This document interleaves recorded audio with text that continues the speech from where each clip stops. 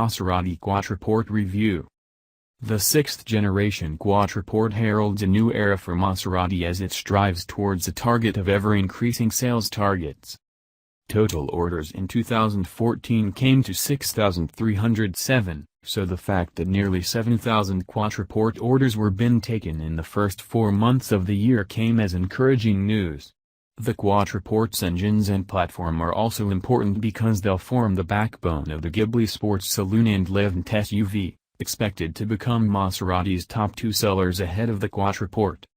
In the UK, the launch lineup consists of the 70,510 pounds, 273 bhp 3.0 V6 diesel, the 82,750 pounds, 408 bhp twin-turbo 3.0-liter V6s petrol and the 115,980 pounds, 527 bhp twin-turbo 3.8 V8 GTS. Thanks to a planned assault on the Chinese market, where a detuned, entry-level 326 bhp V6 replaces the S, the Quattroporte offers a mammoth 3,171mm wheelbase as standard, more than even the LWB Jaguar XJ. And it's the Jag on which Maserati has set its sights with this car, to which end it must master the tricky formula of high-end comfort combined with a sporting drive. The Quattroportes have healthy kit as standard with each model available in standard form, Grand Lusso or Grand Sport. The standard car comes with swathes of leather, chrome and big alloy wheels, and Maserati's new 8.4-inch touchscreen infotainment system paired to a premium Harman and Kardon stereo system, although those intent on having the best can opt for a Bowers and Wilkins equivalent. As for the other 2 trims, both of which are the only choices for the V8 GTS, they have been styled with different clientele in mind. The Grand Lusso models have been designed with those looking for more exclusivity in mind, with fashion house Ermenegildo Zegna brought in to style the Quattroporte.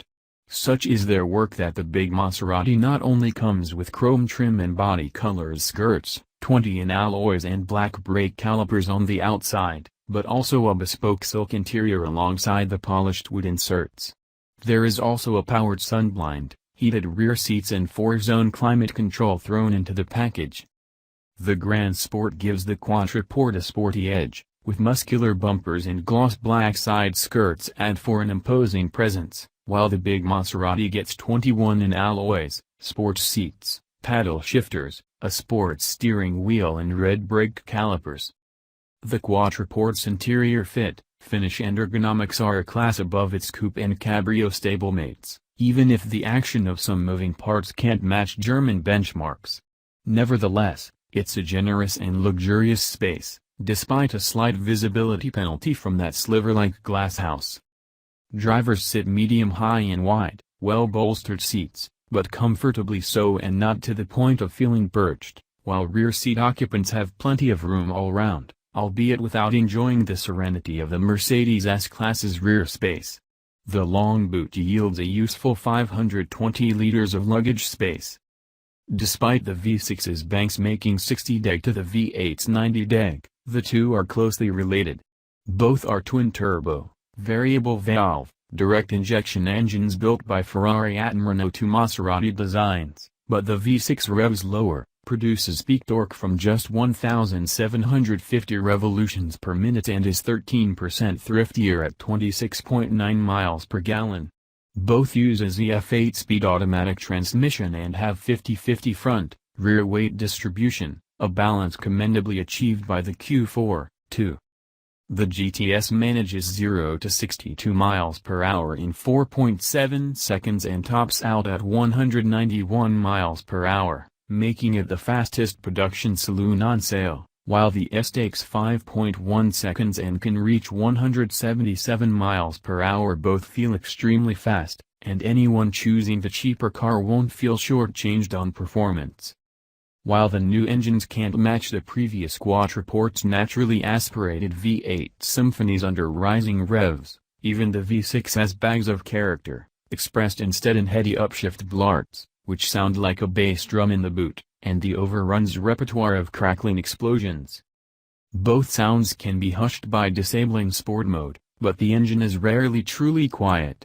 We also noticed a faint wastegate fluttering when cruising in the V6 that'll hopefully be remedied before deliveries start.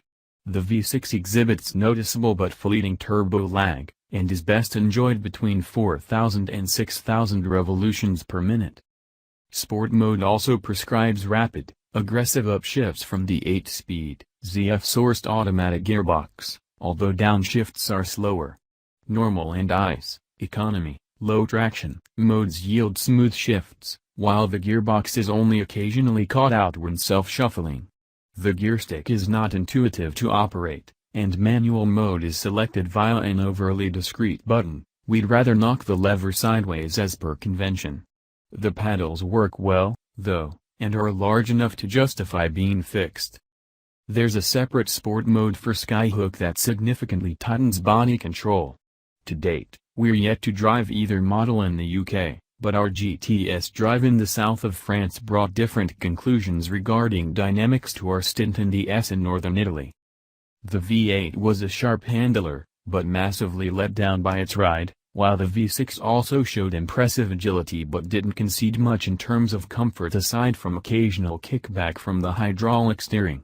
Needless to say, we're looking forward to driving both on UK roads.